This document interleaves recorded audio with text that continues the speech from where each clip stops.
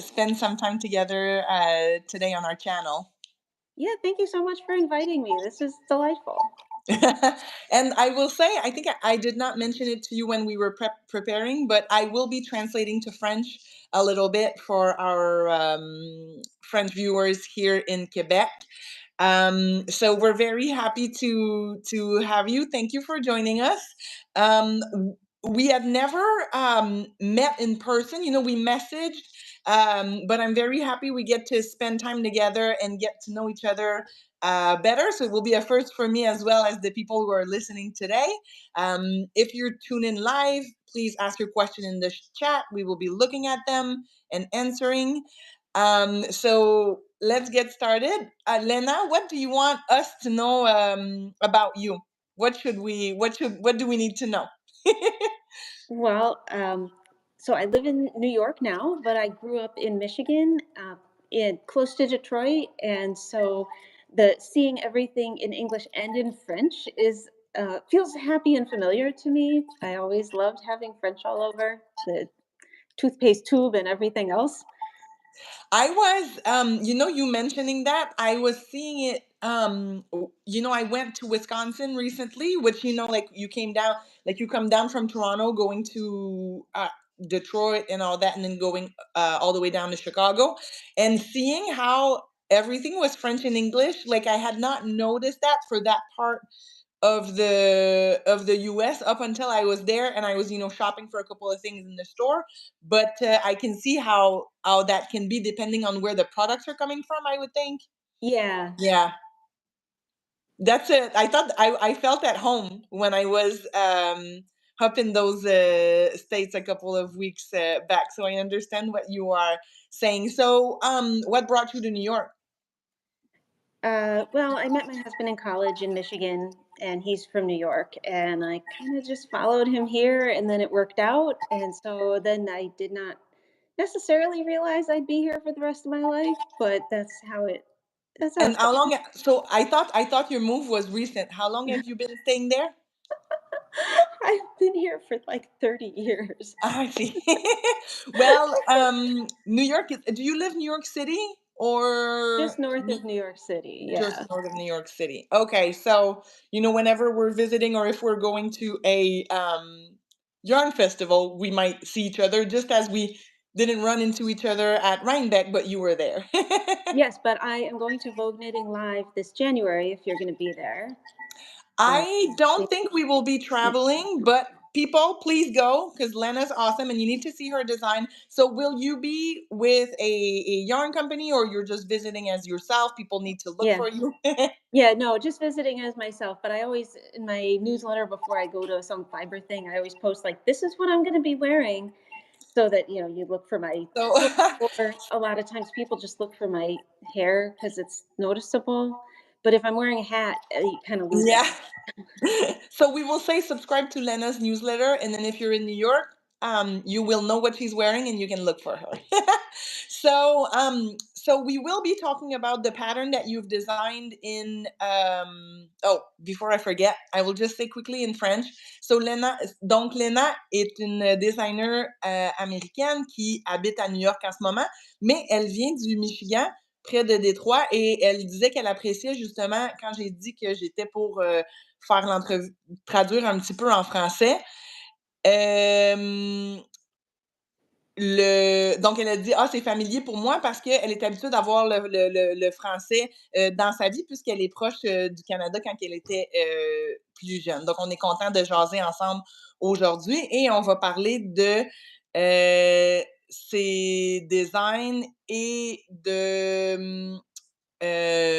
excusez-moi, j'ai un blanc. Donc, c'est ça, on va parler de ses designs, de ses inspirations et qu'est-ce qu'on peut savoir sur qu'est-ce qui s'en vient chez elle et à quoi s'attendre pour être inspiré dans les prochaines saisons. Okay, so so you've designed quiet blooms using Leizu Fingering. Tell us more about this pattern.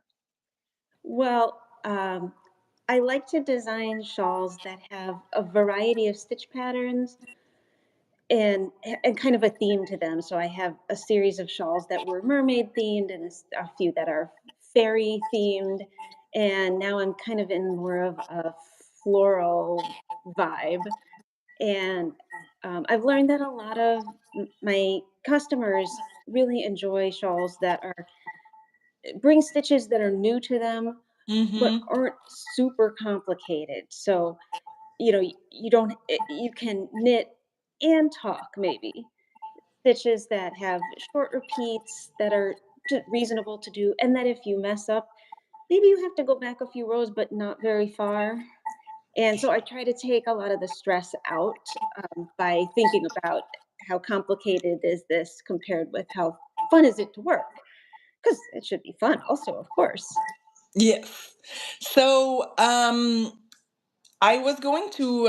So I love what you said about having something interesting that you get to learn about, while at the same time still being able to enjoy your knitting while learning something new. And I think this is great because this is a nice like skill building, um, like a nice way to improve your knitting without being too overwhelmed by it. And this is Yeah. a fun thing to do. I'm sorry, I don't know why I'm losing a little bit my words today. But I appreciate that. So floral theme at the moment, and I love how you said like mermaids and things fairies. I've always loved stories with a lot of imagination and fiction. So that speaks to me as well. The shawl you do not have because you gave No, to a friend. You sorry. told me yes, Yeah, and go which ahead. she really liked it, so that's always nice. But I obviously should have held on to it a little longer. I'm sorry. Do not worry. I will tell people quiet blooms on Ravelry, or I was looking at your Ravelry page. Do you have a website? I don't have a website, but another place that this shawl is very popular at the moment is here on YouTube. I just started posting videos to YouTube, and one of the very first, I just have a handful, and I have a little video of the shawl, and it's got more views than any of the others. It's already up to like 3,500, and I just posted it the other day. So you can also see it here on YouTube. Awesome. Yeah, so I like that. So a lot of video, and this is what I've also appreciated and noticed from you is that you have a lot of like a lot of techniques, and for the knitters to be confident and to understand clearly how to work your patterns. And I think that's a nice addition to your work. So Quiet Bloom, you can see it on YouTube, on Ravelry. So go look at it. It's a two-color shawl pattern, and you can use any colors you like. And as we mentioned, it's a meditative project that you will definitely enjoy. So we can't show it to you today, but please go take a look at it. So that being said, the next thing I wanted to ask you, I'm seeing that you're wearing a sweater. Tell me about it because I also want to know about all your other design work. Oh, well, thank you for asking. Of course, I did want to wear something that I made. And is one of my designs called Northwestern. And it was inspired by a short sleeved sweatshirt that I used to have from my father had gone to school at Northwestern University outside of Chicago. And I don't know why it was a short sleeve sweatshirt because that's kind of an oddball garment, but I loved it and wore it all the time, and I thought, I could make myself a sweater like that. Mm-hmm. And that's why it's called Northwestern after the short sleeve sweatshirt from my father. Um, and so I duplicated kind of the sweatshirty vibe. It's very, Mm-hmm. very simple, basic sweater, but using Aran weight yarn, so it's a little bit thicker than other sweaters that I often wear. And I wear this so often. It's so cozy and comfy and layerable, and it makes me happy. I love it. I can see it in your face that it makes you happy. And I will say, with the short sleeve, for myself, maybe layering it with a like a blouse that has like maybe a little of a puff sleeve. I was seeing with the sleeve of your shirt, I think this could be nice. So there's many things that we can do actually about it. So I do understand how we would think like sweatshirt, how is that short sleeve? But if you Yeah. you know if we're creative and we know all about layering, I think there's fun things that we can do in our wardrobe. Donc, Lena nous parle de son chandail qu'elle porte en ce moment, qui est un Aaron Waite chandail à manches courtes. Et des fois, on va se dire, mais pourquoi utiliser comme un fil plus gros et faire des manches courtes? Mais c'est comme on disait, dans le fond, c'est inspiré d'un chandail que son père avait de la Northwestern University. C'est pour ça que ça s'appelle Northwestern. Et dans le fond, c'était un coton watté à manches courtes. Puis elle dit, tu sais, finalement, je trouvais ça un petit peu étrange que j'avais pas de manches, mais finalement, elle portait tout le temps. Puis c'est vrai, parce que moi, c'est quelque chose que j'aime beaucoup d'avoir plusieurs pièces qu'on met ensemble et on peut faire des couches. Puis ça nous permet d'être créatifs. C'est quelque chose que j'aime beaucoup quand je m'habille, d'avoir plusieurs vêtements, peut-être des couleurs différentes, tout ça, pour pouvoir créer un effet visuel. Donc, Lena, I don't know if you prepared that, but I wanted to ask you also, do you have another design that you want to show us? Did you bring anything with you?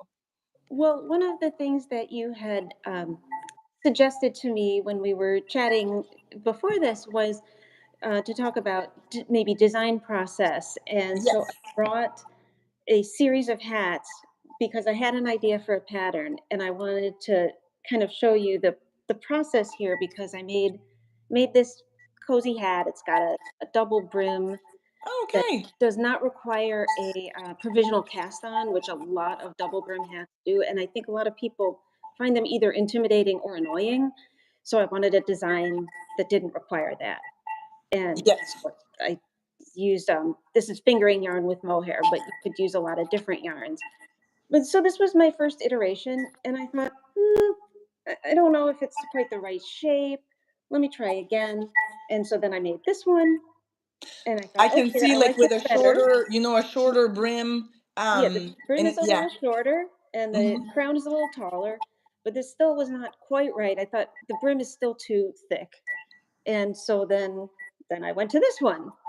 And now the brim is shorter, but the crown is still taller. And I thought, okay, now I'm happy with this. But I also want to see it in not just a tonal, but in something more speckled, just so that I can make sure that it comes out well with that too. And so here is iteration 4. And I so think that's it a lot of shows, time. it shows people that there's a lot of work involved in a pattern. Yeah, It's I want to make sure that it looks right to me and that it will also be reasonable for other people to make. yes. Because again, it should be well explained and straightforward so that once you start knitting, you don't have to worry that you're going to get stuck. Yes, yes, and I love that how you put a lot of thought into your pattern. Of course, we want to offer people either for us with yarns or you with pattern something that they will enjoy, and seeing that you put so much care into it um, is that's not how I was going to say it's nice to see, but you understand what I'm Yeah, trying to say. I yeah, guess thank you. I thank you appreciate that. for that. Yeah. And I love it with the speckle. I like the colors that you've chosen. I love yarn, of course, being a crafter myself. What yarn did you use? I like this color.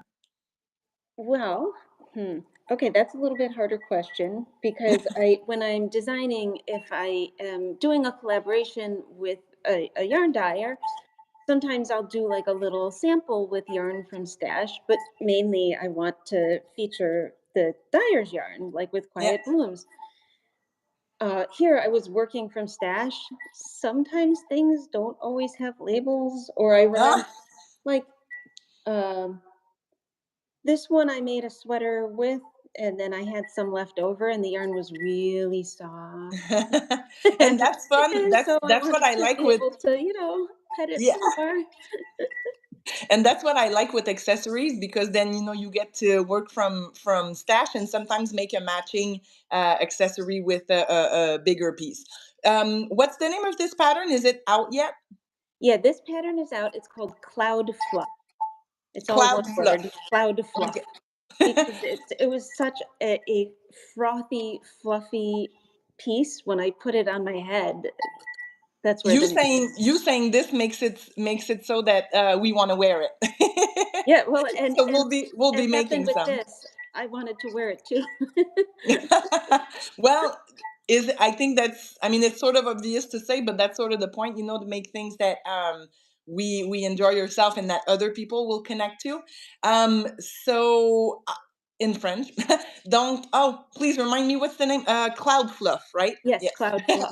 Donc, qu'est-ce qu'on vient de voir? C'est la tuque Cloud Fluff, encore de Lena, et elle expliquait que, parce que je lui ai posé la question avant l'entrevue, je lui ai dit, je vais te demander peut-être c'est quoi ton design process, et elle nous explique que, bien sûr, des fois, elle va faire 3, 4 fois la même chose pour pouvoir arriver à la version finale de son patron, parce que elle veut que les choses soient à son goût et à votre goût, parce qu'elle, bien sûr, comme n'importe qui fait des designs, c'est pour combler peut-être quelque chose qu'on n'a jamais vu, quelque chose qu'on aimerait avoir, qui n'est pas nécessairement disponible, ou une idée qu'on a dans notre tête qu'on veut voir venir à la vie. Il faut que ça soit bien fait. Donc, elle met beaucoup d'efforts à travailler sur ses patrons et voir, dans le fond, le résultat avec les différents fibres, fils, tout ça, qu'est-ce qui va le mieux marcher. Donc, c'est juste pour illustrer que dans ses patrons, Lena met beaucoup d'intention. Oui. Donc, les patrons sont très bien écrits. Si jamais vous voulez, si vous en achetez un et que vous le testez, vous allez voir que vous avez beaucoup d'instructions, de vidéos, tout ça pour vous accompagner. So, I also like to get to know people better. I was telling you that I love food and I like to get to know people through that. So, what is your favorite meal, Lena? Well, meal is hard because I do really, really like food. Um, I make a lot of salmon, and especially when I'm entertaining, I tend to make that because it doesn't require a lot of preparation when the guests are here. So And if you can I, spend time with marinate them. it and Yeah. put it in the oven, and then it's just magically ready when we're ready to eat, and that works out. So I do wind up making that a lot. I wonder if I said that to another guest in another video. I don't know if salmon was mentioned. I don't remember where I talked about this, but I feel I've talked about this online. I will say here in Quebec, there's something back in the 80s that was like popular slash a joke, not a joke, but there was this recipe where it's called like dishwasher salmon. Have you Oh, I ever know what heard you're of that? talking about. Yes. What did you say? I know what you're talking about. I have never tried it myself, but I have But seen I mean, it videos where seems they it do this. seems it seems unbelievable, but I was just chuckling because you said, I put it in the oven and I forget. And I think that was sort of also some of the like why this recipe exists. It's like, oh, you put it in the dishwasher and you forget about it. But I think the temperature is like almost like a sous vide, sort of like not sous vide, but oh, I'm missing the word, but like low temperature. Yeah, that's what it is. Anyway, I think this is very funny. I've never done it. I don't know any you've tried it, but at some point, seriously, on television, people were demonstrating how to do that, and then it kind of became a like almost like a folkloric history thing here. Well, maybe if anybody who's watching this has ever tried it, let us know in Let the us comments know. how it went for you. So, and I get what you're saying because it's fun when we have people over, because we want to connect and we do not want to be spending so much time prepping a bunch of things without seeing anybody, other than if we're working together, which is nice. But if you have people over, I am the same, talking and being present. And I think that's just a thing in life in general, being present when you're with other people. So I do understand that, and it is true that, so it's something that you enjoy, um, uh, because of that. I Yeah. understand. I understand. And what's your, aside from it being easy to make, like what's your favorite? So you said you love food a lot, but what's your Yeah. favorite dish that maybe brings out like a childhood memory, or that, like a comfort food that you enjoy? Well, I've been thinking a lot about chocolate chip cookies lately, which is not exactly a meal, although, with a fill a bowl of nuts on the side and a glass of red wine, a chocolate cookie really, It's great for could make a breakfast. meal out of that. But similar to the hat pattern, I've been going through different recipes to try to find the perfect one. And my latest kick is a recipe that calls for rye flour instead of regular all-purpose flour. Mm-hmm. And you chunk up chocolate to go in it and a sprinkle of salt on top, and it's so good. And Yes. I've made batch after batch of these. I kind of can't stop. I understand. I will say, so it's not rye, but I do have a recipe with buckwheat, which is kind Ah, of similar.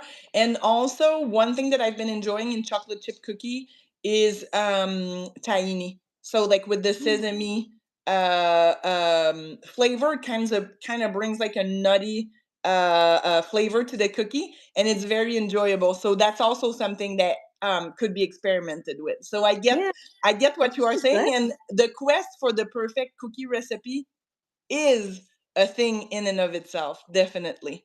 Oh yeah, I'm good with it being a journey. I'm fine with Yes. a journey with many stops. Yeah, and same with knitting, and that brings my next question. Donc, je veux juste dire en français rapidement, on a parlé, surtout pour mes amis du Québec. Donc, Lana, je lui demande tout le temps, on aime ça la nourriture, moi et Jean-François. Puis, j'aime ça demander aux gens qu'est-ce que tu aimes manger, qu'est-ce que tu aimes faire quand les gens sont là. Qu'est-ce que j'ai aimé que Lena a dit, c'est que dans le fond, elle dit, moi, j'aime ça faire du saumon juste parce que je le mets à cuire, puis je peux être présente pour mes invités et pouvoir passer des bons moments ensemble. Puis c'est vrai, parce que des fois, on fait des choses, puis c'est comme vraiment compliqué, on passe moins de temps avec nos invités. Donc, c'est plus une question de moment que de nourriture. Ce qui m'a fait penser à la fameuse recette des fin 80, début 90 ici au Québec. Je pense Suzanne Lapointe, qui en avait parlé à la télévision, le saumon dans le lave-vaisselle. Et on a parlé un petit peu de ça, où je disais, je sais pas si c'était ça, le thinking en arrière de ça, que c'est parce que, tu sais, dans le fond, c'est, tu le mets et tu l'oublies, mais c'est un peu une question de sous-vide aussi. Mais bon, c'est un petit sidetrack qui m'a fait penser à ça, et on a bien ri. Puis on parle de biscuits au chocolat, un peu comme elle disait avec sa tuque, où elle aime ça essayer plusieurs versions. Dans le fond, elle est sur un chemin pour trouver la meilleure recette de biscuits au chocolat pour elle. Et je comprends tout à fait ça.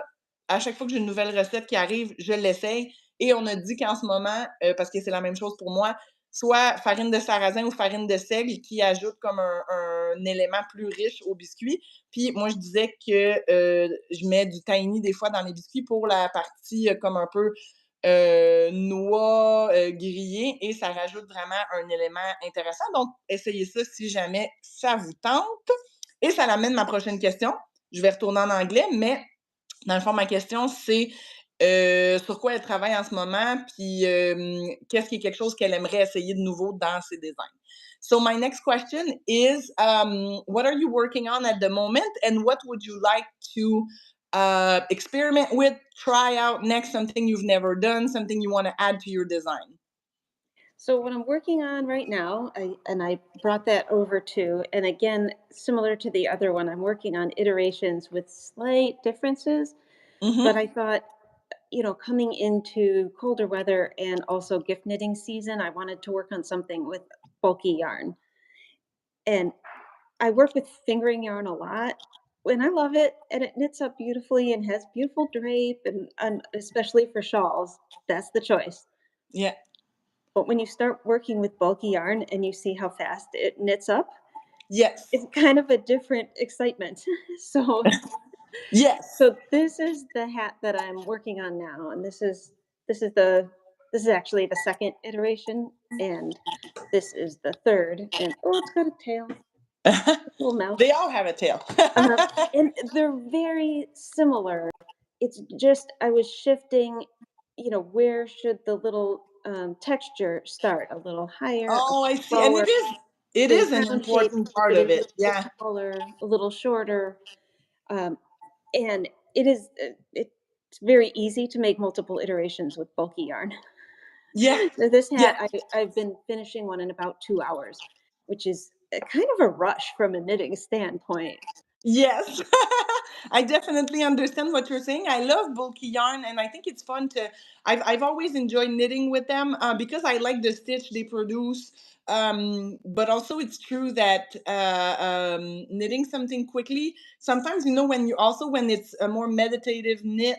It's fun to see it grow. So yeah, that's exciting because I love bulky yarn as well.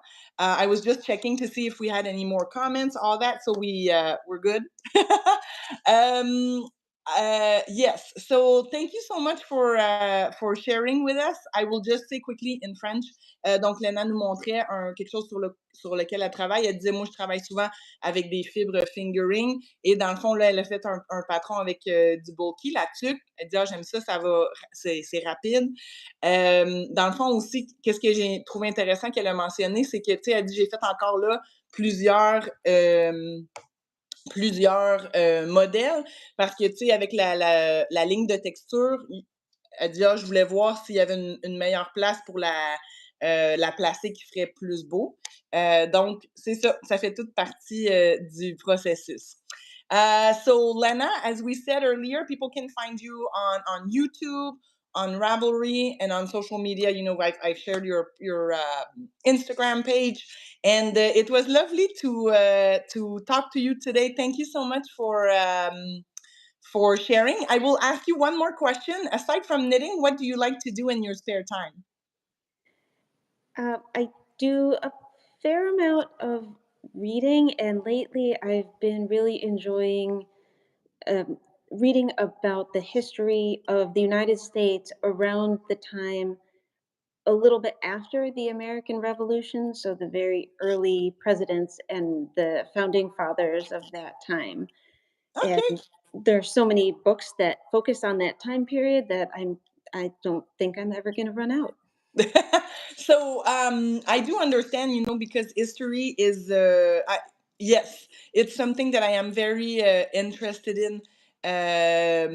Also, yes, and I will say you mentioned book. It's something that I've been um, uh, re-enjoying lately. I felt like I never had time to read, and lately I've been reading fiction, and it's something that I was always like a reference book person, and fiction was more in my teenage years, and I've re rekindled myself with that, like mystery in the like mystery in the Victorian eras, and I've just been enjoying myself, and it's a nice way to relax before bed. Yes.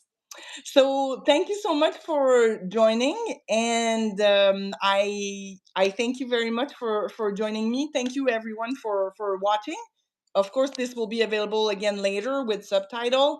Happy stitching, and Lena, we are looking forward to seeing what you will be making next. Thank you so much for having me, Julie. It was really a pleasure talking with you. Thank you so much. Bye bye. Bye.